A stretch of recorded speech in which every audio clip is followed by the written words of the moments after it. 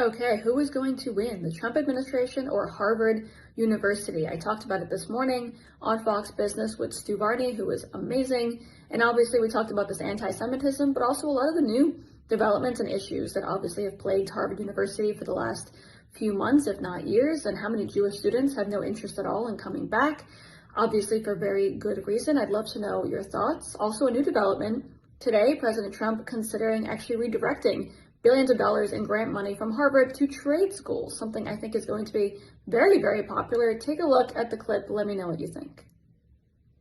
Former RNC spokesperson Elizabeth Pipko is here with me now in New York City. Elizabeth, you've been outspoken against anti-Semitism in America. Okay, put it in context.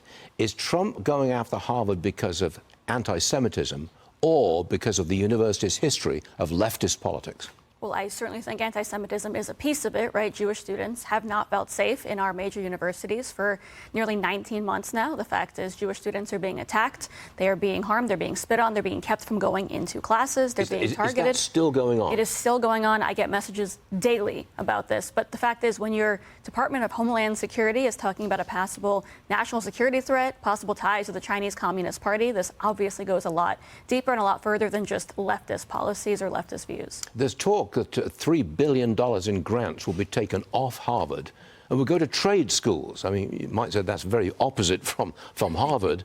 What do you say to that? You know, I grew up here in New York City dreaming of attending an Ivy League school, just like all of my peers. And I can tell you now, when I talk to young people, the sentiment has completely changed. Nobody wants to attend these schools anymore. People know that they're coming out of these schools and they're wreaking chaos. They have no futures. They're in incredible amounts of debt. They have majors of, maybe political science on the good end and, gender studies on the poor end. It does not help.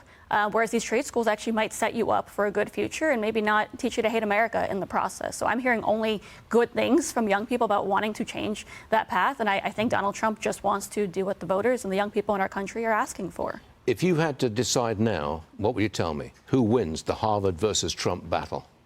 I hope the American people win. The only thing that we need That's a dodge.